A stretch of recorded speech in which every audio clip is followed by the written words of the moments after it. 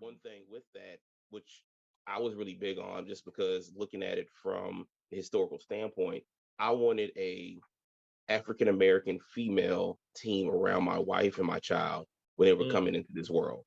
Why is that? What was important about that for you? So just looking at it from a statistical standpoint, a Black woman's voice is not heard like it should be in the medical field, especially around childbirth. There are more African American women who go through extra pain or loss during childbirth, or even children are lost during childbirth. And it may not be any implicit bias, maybe unconscious bias, but there is a bias there. And so to have individuals who look like you, who have been through experiences such as yours, will actually have an effect on your whole experience going through this. So we were blessed to be able to have Black doctors there for the child's birth. We were able to have Black doctors throughout the entire process. We have a Black pediatrician. So it's not blackety black, but it's still able to have individuals who understand what we're going through to be able to talk to us and understand our story. What's happening, y'all? This is Mike D with Black Fathers Now, where we're bringing the village to the brothers. Every couple of weeks, you can look forward to a quick inspirational message or a thought-provoking guest with knowledge and wisdom, all geared towards helping you be the best father that you can be. We're bringing the village to you. Now it's your turn to do something with what you learned. All right, y'all. Let's go.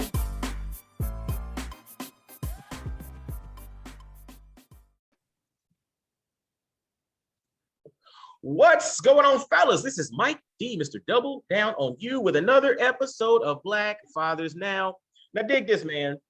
You know, when I say I have special guests, this is a legit special guest. And if you're watching the video, you'll see the dude, and you might see some similarity in our appearance. And there's a reason behind that. And that reason is we share genetic DNA. I have one of my brothers on today. And for those that don't know, you know, I'm one of three boys. I'm 3.5 years older than my two younger brothers. And I said I'm 3.5 years older than my two younger brothers because my two younger brothers are twins. And one of the twins is on the show today. And the twin that I have is my brother, David Dorsey. Now, David is a husband. He's a new father, a new girl dad. That's actually why we got him on here today. He's from Augusta, Georgia, like I am. He's a member of Omega Psi Phi Fraternity Incorporated. All right, the brills in the building. You know, it's a whole lot of us in the family for those that don't know. He currently lives in the Augusta, Georgia area. He works in retail. He spent years in retail management, and restaurant management, and sales, and this and that. And we might talk a little bit about his career as well. But long story short, he's a new girl dad, he's a husband, and brother got something to say. And so long story short, ladies listening, fellas, let's welcome my brother, David Dorsey. What's up, man? Man, what's going on, dude? I'm gonna have to get you to do all my introductions. And you having all the accolades and everything else, and you know, we make it do what it do. Man, look here, man. The only reason you got an introduction like that is because we're recording. Because, you know, usually I'm just like fool talk. So I was sitting there like, oh, dang. I need to get him to do this more often. Yeah, well, you know, we're public facing right now. But yeah. Anyway, I got you. Yeah, it's all good, man. But you know, as folks who listen to Black Fathers Now know that we don't start this thing by jumping into your story. We always start with shout outs, because who are we without the support systems that are in place that'll help us to be who we are as men, as dads, as fathers, as business folks, you know. So give a shout out to your support system, then we'll jump into your story, brother. Well, first off, you know, God on high. Can't be here without him off top. Secondly, gotta shout out my wife, Jewel Dorsey. Can't say the rest of the name because I already got in trouble about that one once. But yes, Miss Dorsey, love her. She's my baby mama, my wife, best friend, talk trash, do whatever. Just can't play spades together. That's about it. But yeah, I got my parents, my in-laws. I got the village that helps supports us and our new daughter, Sydney. And you may see me kind of sneak off a little bit because I got here over here watching ESPN. So if Stephen A say something crazy to her, she may make me jump over here. But yes, just the church family, just the extended, the cousins, the sisters, the brothers, everyone. Just shout out to everybody who's been there, who supported. Ones that if I forgot who you are, blame it on my head, not my heart. But like I said, we are here because of our village. That's what's up, man. We'll say I am because we are. And it's always interesting because when I tell our story, and again, you and I are brothers, so we grew up in the same house. We had the same experiences. When I tell my story, it literally always comes back to this concept of village. And one of the things that's so interesting and unique about our unique story is the fact that, we grew up in an area in which we had, 3 generations back in the area. So we had great grandparents who were all from the Augusta, Georgia area. And so therefore we had this long or this wide extended family, which served as our village. And we had family friends. And, I laugh because I wanted to get in trouble when I was younger, but it was hard to get in trouble because everywhere we went, somebody was there that knew who we were, even if we didn't know them. And like, oh, so you such and such grandson. Yes. Huh? Dude, let me tell you what was the craziest. Dude, I'm gonna tell you the most interesting thing that used to happen to me, and it happened all the time. You go through the mall and some lady will walk up to you. Oh, Michael, good to see you. I heard you going to Georgia Tech. You know what? I was at your football game last week. You did a good job. And, tell your brother that he needs to do this and that. And, tell your mom I said hello. And, tell your grandma I said hello. I see you later. And I'm just saying to myself, who are you? Like, it's so many conversations. And then so I'm going home tomorrow. I'm like, hey, mama, some lady at the mall said hello. And she's like, well, who is she? And then I start describing. And the funniest thing was, you start describing who it was. Mom starts recollecting. And she's like, oh, that's so-and-so. So she'll tell you who it is, even without knowing it. But it was just this notion of we have this extended village who was there to help us, even when we didn't know that we were being helped. And there was a value to that. Oh, absolutely. And I have it even further. Like, so Daniel and I both went to John M. Tutt Middle School, where our grandfather, Earl Thurman, was the first principal. And so my first day at school, we're doing the tour like everybody else does in middle school, all this good stuff. And so we go to the library. And so the librarian, she's asking people, oh, who is this? Who is this? And there's a portrait in the library. She asked one of the students, who is this? And they said something crazy like Martin Luther King, because, that's whose picture everybody looks like anyway. So she comes and looks at me. So, Mr. Dorsey, who is this? Earl Thurman. Well, who is that to you? My grandfather.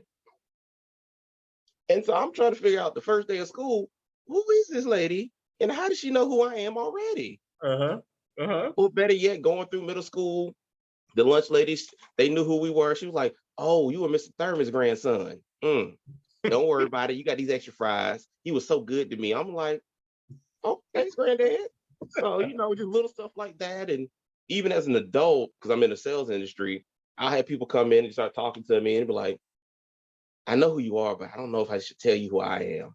And then it goes down the road and it'll be this person or this cousin or this cousin of this cousin, or, oh yeah, we go to Trinity, or I have a cousin that goes to Trinity, or I know this person. So being that I'm still in the Augusta area, that third, fourth generation is still deep, so deep in the area. And what's interesting about it, again, we're talking about it from the standpoint of our personal experiences. And there's the African proverb that it takes a village to raise a child. And, that's actually one of the initial inspirations for the Black Fathers Now podcast. The tagline is bringing the village to the brothers, because we now have technology to bring that insight, bring that support, bring that wisdom to brothers, no matter where they are in the world, so to speak, even if they don't physically have that village or that robust community that we had. We can still bring insight, inspiration, and wisdom to them through technology, through a podcast, through interviews, through videos. And so it's interesting because you mentioned that you're in the Augusta area where we all grew up, and you're married and now you are a girl dad with, a new child that's a few months old, and she's now privy to having that robust community as well. What's that been like? Oh man, it's a blessing. So as I stated before, our village is immense. So just the outpour of love, support that we've gotten just for the first 4 months of her life, plus during the pregnancy. So we have people who have adopted us in their family that aren't blood. They've gone above and beyond. I've had my wife asking me questions of, what did you do for these people to be doing this? I'm just like, it's just a community. They feel this way. We have a bond from, I don't know if I can drop any names in here, can I? I mean, you can drop whatever you want. This is your story, brother. Okay, so like with the pregnancy, one of the people that have been very supportive is Dr. Robin Hatley. And so I've been leaning on him since the inception because we are older having a first child. So, I'm biology, chemistry background. So my mind's racing. I'm going through all the scenarios, thinking all the bad things, all the good things. I have no clue about which way to go. But he's been right there, and I've been able to lean on him throughout the entire process. And so he's basically turned into Uncle Robin. So he gets his FaceTime with Sydney. He gets to see her, stuff like that. And he's just been supportive from, hey, this is the doctor you need to go see. These are the people that are going to be best for you. And then one thing with that, which I was really big on, just because looking at it from a historical standpoint, I wanted a African-American female team around my wife and my child when they were coming into this world. Why is that? What was important about that for you? So just looking at it from a statistical standpoint, a Black woman's voice is not heard like it should be in the medical field, especially around childbirth. There are more African-American women who go through extra pain or loss during childbirth, or even children are lost during childbirth. And it may not be any implicit bias, maybe unconscious bias, but there is a bias there. And so to have individuals who look like you, who have been through experiences such as yours, will actually have an effect on your whole experience going through this. So we were blessed to be able to have Black doctors there for the child's birth. We were able to have Black doctors throughout the entire process. We have a Black pediatrician. So it's not blackety black, but it's still able to have individuals who understand what we're going through to be able to talk to us and understand our story, and not just say, oh, you're not in that much pain. If my wife says she's in pain, she's in pain. If we have a concern about my child, I want you to take that as a valid concern and not just saying I'm overreacting. So those are certain things that we had going in, and Dr. Hatley was excellent. He was great. He facilitated us being able to get in touch with the right people at the right times and guided us in that direction. So secondly, shout out to Dr. Hatley also. Sorry about that. No doubt. And it's interesting. He and I have actually chatted because I want to have him on the podcast at some point. So if you're hearing this, Dr. Hatley, this is your public request to come on the podcast and really share your story. But what's interesting though, dude, you mentioned the intention of having, African-American professionals around your wife and daughter, and the importance of that. And I'll tell you, there's a subtle importance. So sometimes we just look at it from the standpoint of we want social proof to see what's possible, and we want comfort from that regard. But the other part to it is, and it's like this cultural connection where you don't always have to explain things, right? It's kind of like you and I can sit down on the sofa, something comes on TV, I can just look at you and you know what's happening. We don't have to go through and explain, transcribe this and transcribe that. And sometimes having to explain yourself all the time is exhausting, right? Yes. And when you're in spaces in which you are the only one, or you are one of the few, and there's not a lot of exposure to those that of you and of your experience, it causes you to have to transcribe to, I have to, if people say, oh, I got to white explain this, or I got to black explain this, or we put it where you can understand it. I got to give another analogy. So I can't talk about this type of music. I need to make it country music so that you can get it. And, and make you feel comfortable. That's right. And it's okay. Again, I'm all about, exposure leads to expansion. We need to expand our horizons, but there are times in which that gets exhausting and you just like, look, I just want somebody who can just look at me and just kind of get it. And they're just like, yo, okay, this is not, you get it. You understand where we're coming from. Absolutely. And it makes a lot of sense. And what's interesting about that, that's a challenge that some of us face when we live in environments that are not overly diverse. And so Absolutely. Full transparency, we live in Knoxville, Tennessee, and Knoxville, Tennessee is not the most diverse place in the world from the African-American perspective. Like there's, I think the African-American percentage in Knoxville is roughly the average for the United States. But when it comes to like professional careers, there's not a whole lot of Black physicians. Like I don't believe there's a Black pediatrician in metropolitan Knoxville. Oh, wow. And so even though we have great physicians and we have great, pediatricians and all of that, there is a cultural disconnect at times because that component is not available to us. So absolutely. And so to actually speak on that, so we live in the Augusta area. More accurately, we live in Aiken, South Carolina, which is about 30 miles outside of Augusta, Georgia. And so I'm from Augusta, I'm a Georgia boy, got me old Carolina girl. It is what it is. But Aiken there's a hospital here in Aiken, but it doesn't have a pediatric department.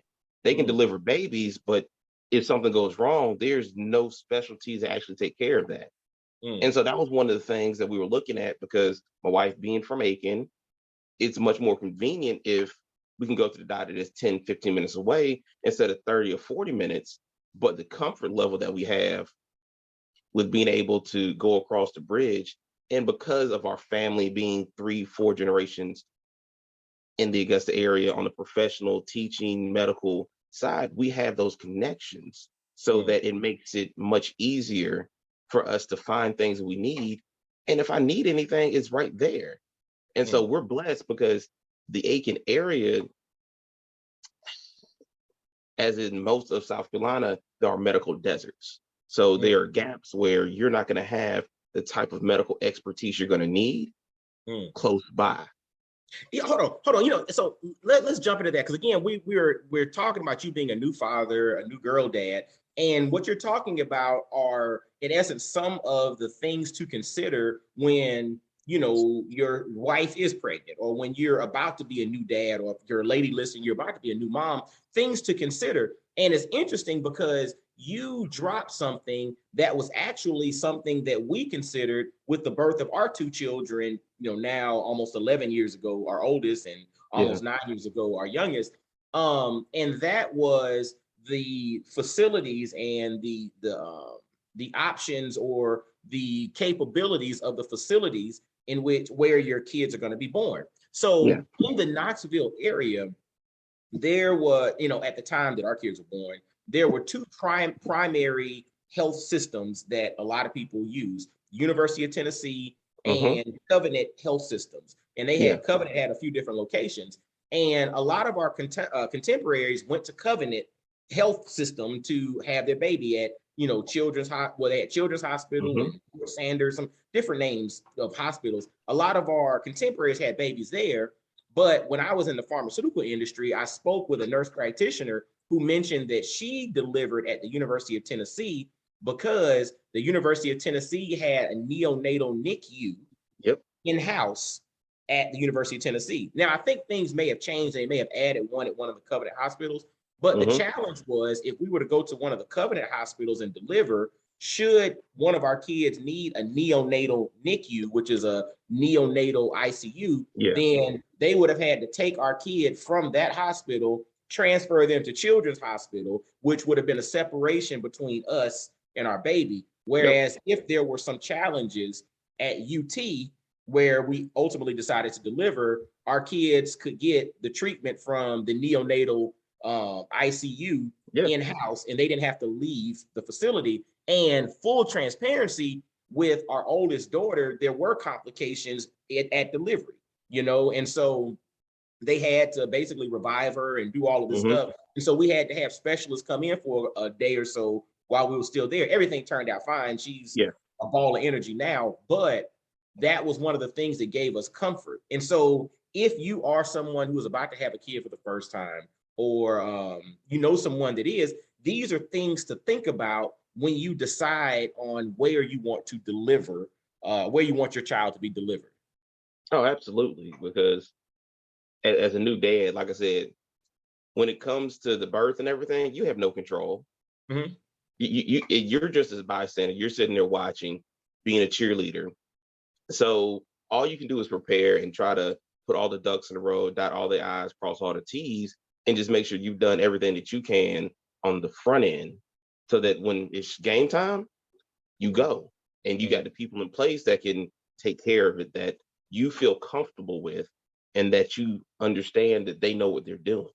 Because that's also another side of it, is you have to feel comfortable, because that can affect the childbirth also. And so just full transparency. So Sydney decided to come when she wanted to come. And so they had to do an emergency C-section. So it just, when it's time to go, it was time to go. So like I said, I fully understand that. And like I said, just having the facilities in place, especially in the Augusta area, we were blessed to be able to have those places that could take care of these things, just so we were comfortable. And so that my wife and my child both survive. And so that's another thing that people don't take into consideration. It's things can happen that you don't even think about. And so you just want, like you said before, want the place to have all the facilities so that you're not separated from your child at childbirth. We understand that things are going to happen. Yes. And I'm going to throw something there too, because we also want, to address the fact that, there's a rise in people who do, work with doulas and do very much natural childbirth and, home births and all of that. And so, and that's when you do your research, if that's the route that you want to take, that's awesome. You know what I'm saying? But it's the whole premise of laying everything out and paying attention to what's going on and making the decision that's right for you and your family. Because the reality is there are going to be people who can, successfully do home birth and deal with doulas and completely natural, don't even have to go through the hospital system and all. I mean, there are a lot of people. I mean, we have friends and family that do that. That's awesome, right? Absolutely. But it goes back to what you dropped the gem in a sense of you have to do what is comfortable to you and your family. And so if that's something that you all are comfortable with, you've weighed it all out, perfect. Let's rock and roll with that. On the flip side, maybe you've kind of done the risk analysis and you're like, we need to kind of go a traditional route based off of, what we're dealing with. And that's okay. That's the beauty of having options. There's no one way to do things. There are options, and you want to do what's best to give your family the best chance for success and being able to thrive long in life. Oh, absolutely. And like I said, just having those options. And like I tell people, you like it, I love it. So if you decide you want to go with the doula, you decide you want to do the home birth or the water birth, more power to you. My wife was like, give me them drugs. Let's go. So again, it's to each his own. And the reason I wanted to really have you on to talk about this is you're literally, you have a 4-month-old, right? This is something you all just went through a couple of months ago. And I said, yeah. Yeah. And let's throw this other monkey wrench in here. And again, obviously we can't avoid it. You all had a baby in the middle of COVID. I see. See, if you're just listening to this, you didn't see his eyes basically get humongous when I said that. But talk to us about pregnancy in the middle of COVID, baby showers in the middle of COVID, and then ultimately delivering a child with all the different protocols and restrictions and stuff in place in the middle of COVID. Talk to us, man. So we're blessed. We got pregnant January of 2021. So I guess going into the second year of COVID, this is before the vaccine was really readily available or even available to the public yet. So just going through that, just going to doctor's visits is different because of our age, maternal age. We had a specialist. I've never met the lady.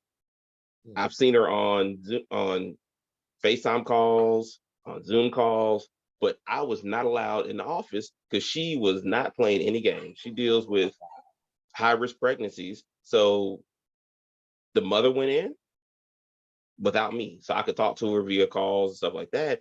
So that's different. And like I said, if you're a first time mom and you're nervous, not being able to have that support person with you can possibly affect how you're feeling. Give me 1 second. Okay, no problem. Look, see, this is Black Fathers now. He's being a father right now.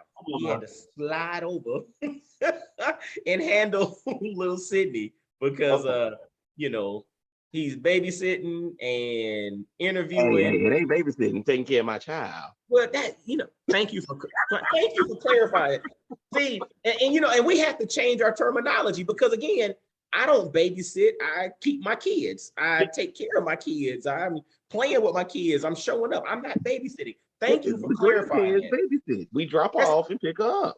That's it.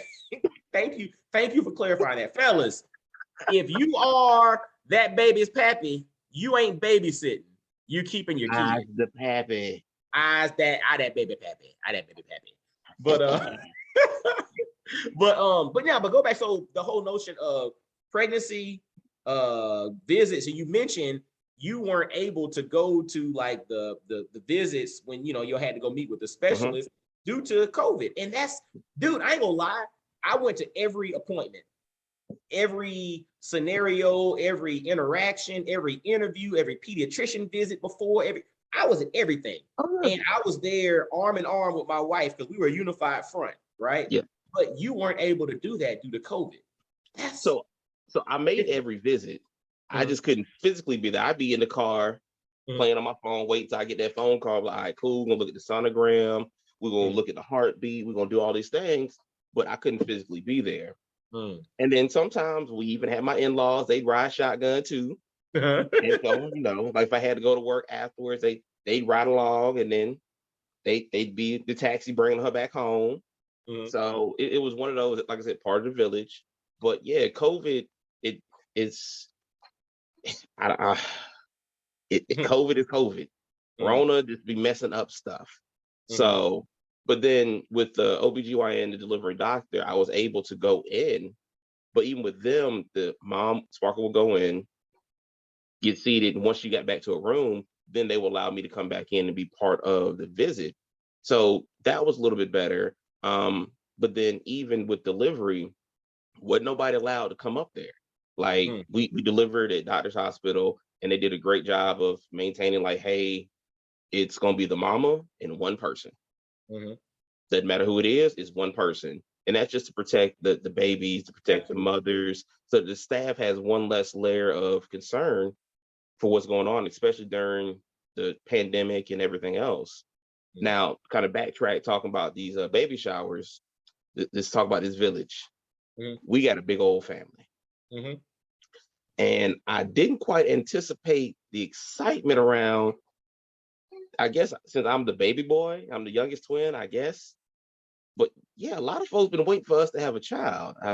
I guess when you 20 years in the game, they just like, hey, y'all decided to have one. Cool. We've been waiting on this. I'm like, yeah, we this is my sweetheart. We started dating in high school, or senior year in high school. She broke up with me. Still don't know why. You weren't acting right. That's all it was. Yeah. I'm still looking for receipts. All I know is I get one of them Dear John letters talking about we not together no more. But then she showed up at my aunt's wedding that summer. Not salty about it no more. It is what it is. But yeah, so we've been together off and on since 2001. Long Had time. a baby in 2021. Got married in 2013. So we've been married for almost 9 years now. So with all that saying, the baby showers were highly anticipated. So because she's the first grandchild on her side and number 5 on our side with our parents. Hold on right quick, baby talking to me. Okay, it's okay. Sydney says she wants to be part of the interview. That's all. It's all good. But again, like I said before, this is Black Fathers Now, man. So fathers got to do what fathers do, take care of their kids. And she's 4 months. So, she's doing what she's supposed to do. Hey, girl. Ma'am. What's wrong? She like, Daddy, you taking too much time on this interview. That's all it is. I see that. Sydney, I ain't gonna hold Pops too much longer. And so what we did was, with the baby shower, we ended up deciding to kind of break them up. So we did one with our side of the family in the Georgia side, mom's backyard. We did another one at her folks' house outside for her side of the family. And like I said, we had 400 plus people at our wedding. So we could have easily had a combined 400 people at a baby shower. But due to with COVID going on, that wasn't feasible. So we tried to keep it outside both times, had tents, masks, just trying to keep everybody safe. But we still wanted to celebrate. So, but the thing that's interesting about it is like, COVID threw a monkey wrench, and it's basically a curveball. But the reality is, if you think about the baseball analogy, if you're going to be a great hitter, you got to learn to hit more than just fastballs. And so COVID being a curveball, you just have to learn how to hit those curveballs. And for you all, it was like, okay, how do we navigate this? Okay, we need to split this thing up. Instead of having one large, we need to have a couple of small to keep the group smaller, keep things separated, and have space involved due to what was going on at the moment, 6 months ago. And so, so I think it's interesting delivering. And you mentioned like, okay, there were times in which you couldn't physically show up, but so you had to have virtual. And even in delivery, it used to be like when we delivered, it was just us in the room delivering. But after the baby was born, then all the grandparents could come in the room, and it was all this, in and out. That was a difference. And so I think the COVID-19 pandemic has thrown a monkey wrench or a curveball, but I think what we've learned to do and what we've had to do, because your back is against the wall, you just learn to hit curveballs now. And you just adjust. And there's nothing right or wrong about it. You just lean into it and you adjust, and you hit home runs off curveballs just like you do off fastballs. Oh no, I definitely agree with that. And with the pandemic, it kind of also gave us the ability to, if this was normal times, there'd have been people in and outside this house touching the baby, all kind of stuff, which, that kind of knocked that down a whole bunch. You just not popping up at nobody's house checking on the baby like, hey, we want to come see the baby. All right, well, let's kind of set something up. Versus during the pandemic, it's, now she ain't really taking visitors right now. So we'll let y'all know when we get back to that.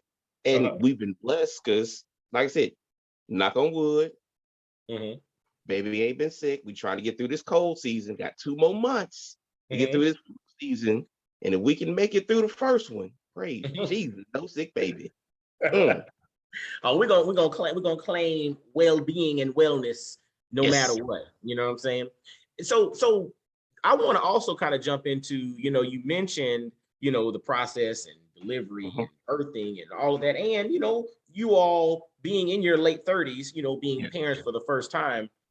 So that means you've had 38 years or 37 and a half years of, insight and wisdom and stories and everybody telling you what you should do, what you're going to look out for and all of that. Thinking about like lessons learned versus what was told to you about being a first-time dad. Talk to me about what you found to be completely true versus what you found to be like, I don't know about that one. Well, first thing first, you ain't gonna love nobody like you love your child.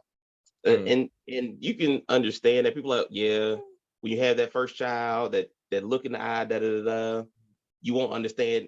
And I had a good buddy of mine, Tracy Ferris, and he told me, he was like, until you have your own, you won't quite understand it. And I got nieces and nephews, and I do anything for them, die for them, love them. He was right.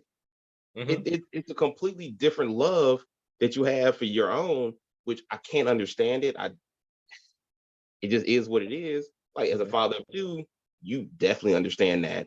And like I said, I love my niece and nephews, both Maxwell Morgan, Haley, and Lil Daniel. and all my other ones, countless, it's a different love you have. Now, each child is different. Yes. Because everybody tells me, oh, you got to do this. No, my child is unbothered. If you feed her and leave her alone, she cool. Now you don't feed her. Yours likes to be held too. So yeah. Yeah. Like she's sitting here on my knee right now, playing with my bracelet. That's all she wanted, some attention. But then when she don't want to be bothered, she'll sit in her chair and just sit there and look at you. So it's just one of those things. Like my wife says, I be force feeding her at night.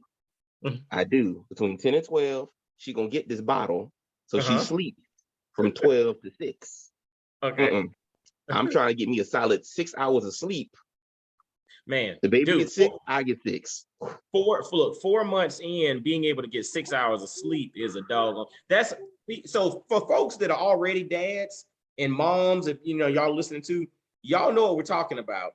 You have a point when that baby's first born where if you can get like 3 straight hours of sleep, you feel like you slept 12 hours, right? Yeah. So 4 months in, if you can get 6 solid hours of sleep, you're like, dude, I mean, I don't know where all this energy is coming from because I'm feeling refreshed. It's something about it. And you don't understand it. Even like when you were younger in college, hanging out and staying up till 4 and then getting up at 6 to go to class and whatever, that whole being tired, nothing compares to this whole every hour, every 2 hours. Whew. Well, it's one of those things as a new parent, you get up and you sit there, is the baby breathing? Yeah. You gotta make sure. I know she moved. What's going on? Is she supposed to move like that? She breathing, but she made a noise. Like she's doing right now. You want this pacifier, don't you, baby? I'm sorry. Here you go. There you go. So, but it's one of those things that, my wife be talking about me bad. You gonna make that baby eat? Yes. Because I didn't figure this out so far. A full baby will sleep. Fellas, hold on. That's a new dad gym. A full baby will sleep. Yes. Feed the baby.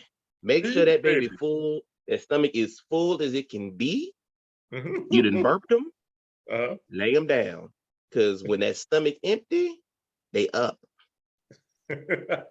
And they bothering you. Feed me. And once they get up, they not going right back down. So another trick I got is I will wake her up at 5.5 hours and place a bottle in her mouth so she go back to sleep.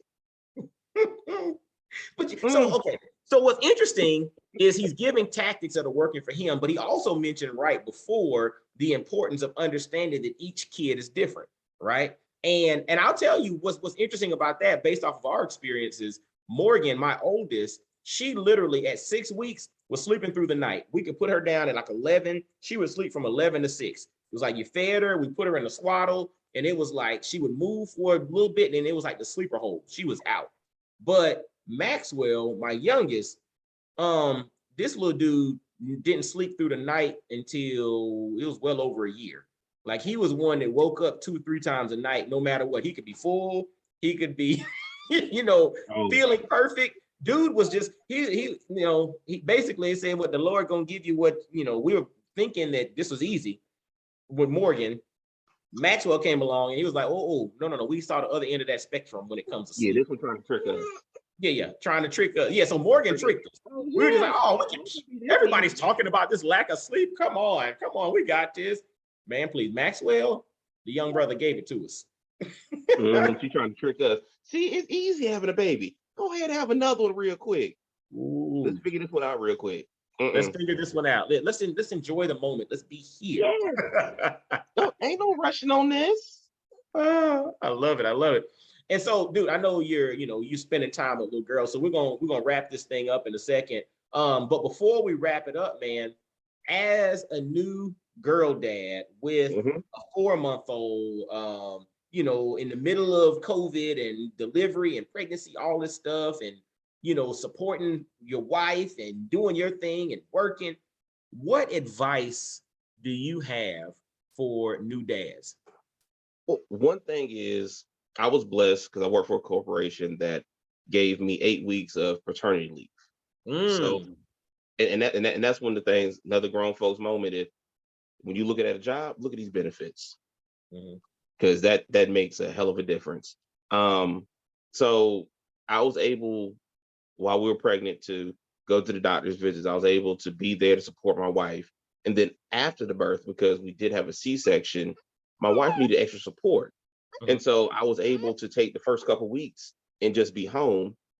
But then because of our village, we were able to have my mom, who's retired, and my in-laws, who were kind of partially retired, not, but come and support us so that I could go back to work until my wife decided to go back to work. And so we were able and blessed that she was able to take her time. As a business owner, if she don't work, she don't get paid. So she took as much time as she needed to. And then when she went back to work, I was able to take the remainder of my paternity leave. So one big thing I would tell you is, if you have a village in your area that you love, that you support, that supports you and that loves you, definitely lean on your village. Because this is something that me and my wife, we talk about.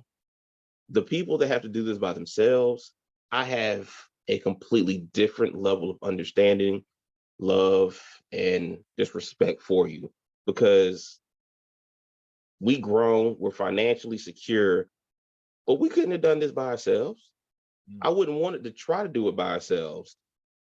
And just being able to have the village to support us is something that I'm grateful for. And like I said, I didn't quite understand that until I had my own. And we went through having a birth, went through having a C-section and having to heal. And just that by itself is huge. And just going through that process, it's kind of changed your mindset on certain things in life. It's just one of those that once you see it and go through it, you have a better understanding of it. Man, I'm gonna tell you, and fellas, I hope you're paying attention. The importance of building a strong village, right? Building a strong community.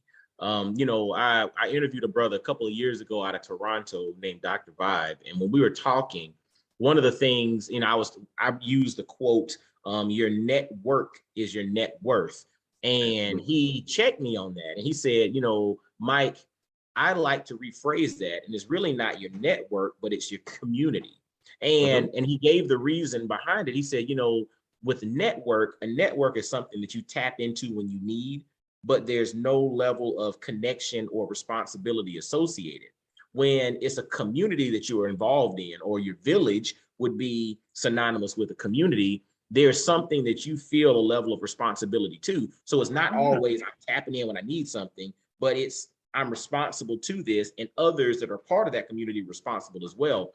So if you take the gem that David just dropped there, I think it's important to build your community wherever you are. They say grow where you're planted. And, some are fortunate to have blood family or really close family friends, but then there are some that really don't have that luxury or don't have that option. And so you have to build that community through neighbors, through your church or religious community. You got to build it through your coworkers and, different entities, groups, associations, fraternities, sororities, these different organizations. You have to build your community, but the reality is you need to have a community.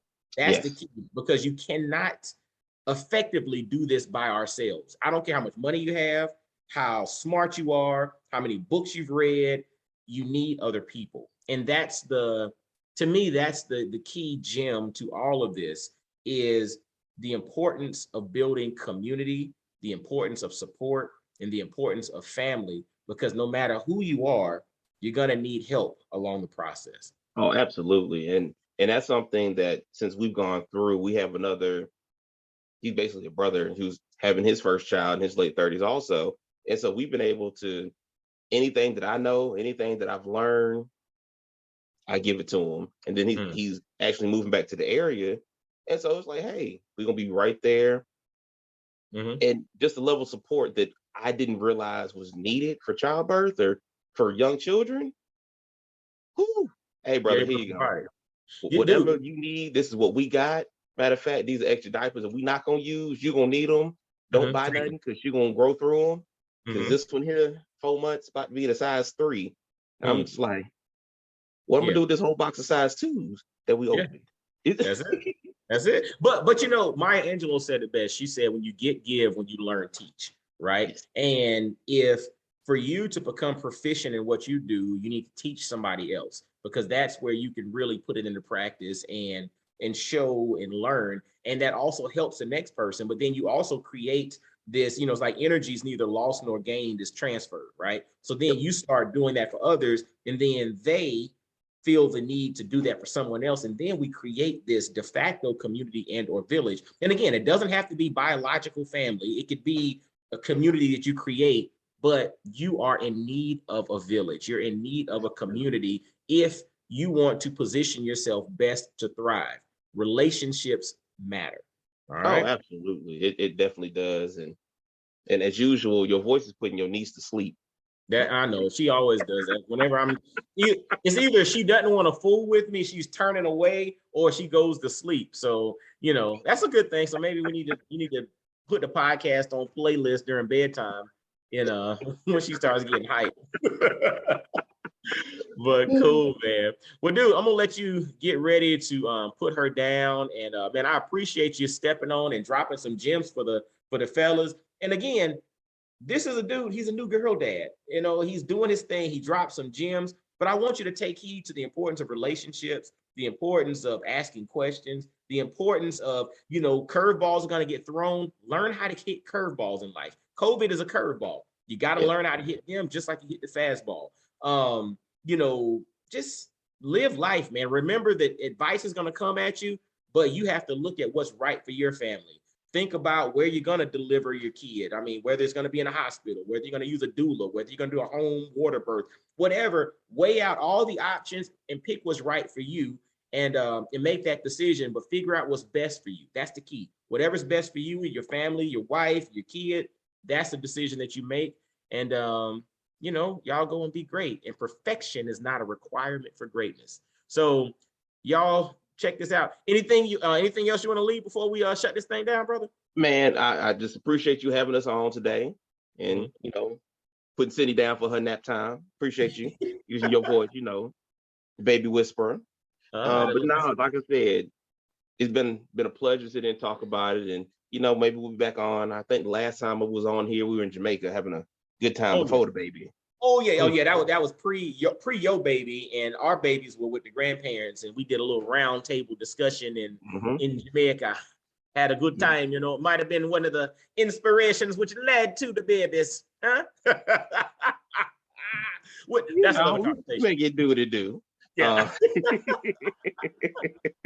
But no, like I said, anybody, definitely when you're having that first child, find some fellas to talk to, find some people that you trust, and just be able to talk to them about it, because everyone has an experience. And most of the times we don't talk about the bad part or the planning part. We just talk about the fun part. So if you're going through, if you're stressing, if you're unsure, a closed mouth don't get fed. So open up and ask somebody questions, especially if you think you don't know, ask. And I was lucky enough that I have brothers, that I have uncles, I have family members, I have friends that are fathers before me that I could ask questions to. And don't be scared to ask these questions, because it only betters you. And like I said, it's just that don't be scared. And as Black men, as men in general, a lot of times we're scared to ask questions because we don't want to hear the answer, or we don't think someone has an experience that they can share with us.